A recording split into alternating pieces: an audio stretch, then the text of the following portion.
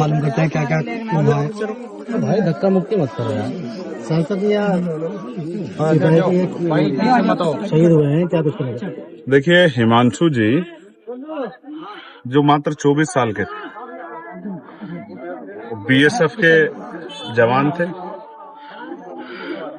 आज हम लोग उनकी अंतिम यात्रा में शामिल हुए।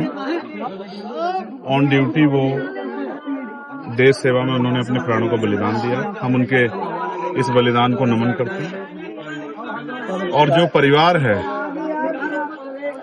जब एक जवान जाता है उसके परिवार पे क्या बीतती है। हालांकि गर्व का पल भी होता है क्योंकि बलिदान का हमेशा देश में सम्मान होता है, लेकिन एक तकलीफ भी होती है जिनका 24 साल का बेटा जाता है। उनके परिवार को बहुत तकलीफ है और ऐसे समय मैं और हमारा पूरा क्षेत्र, इस क्षेत्र के लोग, यहाँ के तमाम सम्मानित लोग उस परिवार के साथ खड़े। हमारी आदरांजलि भाई हिमांशु जी को और उनके परिवारों को कुदरती दुख सहने की शक्ति दे। प्रस्ताव रखा गया है, क्या क्या मांगे दी गई हैं? जगत गुरु सतगुरु रविदास जी महाराज उनको इतनी हिम्मत दें कि वो इस दुख को सह सके। परिवार की इच्छा थी, परिवार की और कोई इच्छा नहीं थी, सिर्फ एक इच्छा थी कि उस बेटे को सम्मान मिलना चाहिए।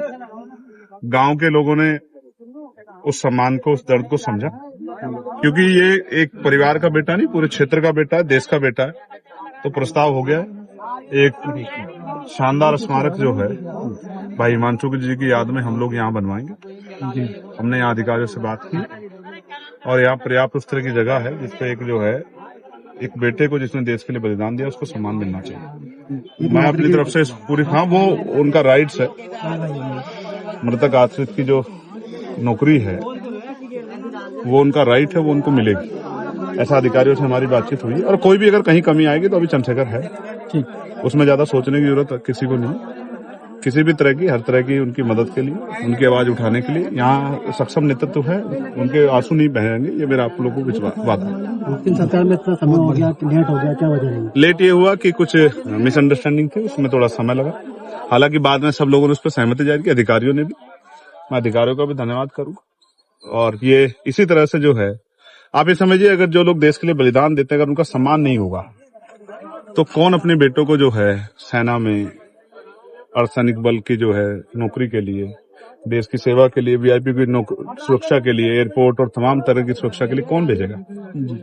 तो हमें समझना पड़ेगा कि बलिदान का सम्मान होना चाहिए। और ये किसी जाति के मोहताज नहीं है, किसी धर्म की नहीं। जाति धर्म से ऊपर उठ जाता है जब आदमी जो है देश के लिए नौकरी करता है, देश की सेवा के लिए बलिदान देने के लिए घर से निकलता है। और मैं इस परिवार को भी, इसकी हिम्मत को, इस परिवार की मैं बधाई देता हूँ।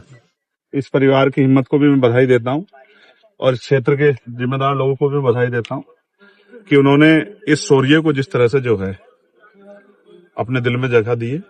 और ये हिमांशु जी अब अमर हो गए। जब तक इतिहास रहेगा इस गांव का, इस क्षेत्र का, हिमांशु जी हमारे दिलों में जिंदा रहेंगे। और मैं फिर दोबारा से प्रार्थना करता हूँ कुदरत से कि उनके भाई जो उनसे बड़े हैं, भाई केशव जी, हमारे यहाँ के प्रधान जी, सब लोग उनके दर्द के साथ खड़े और उनके साथ खड़े।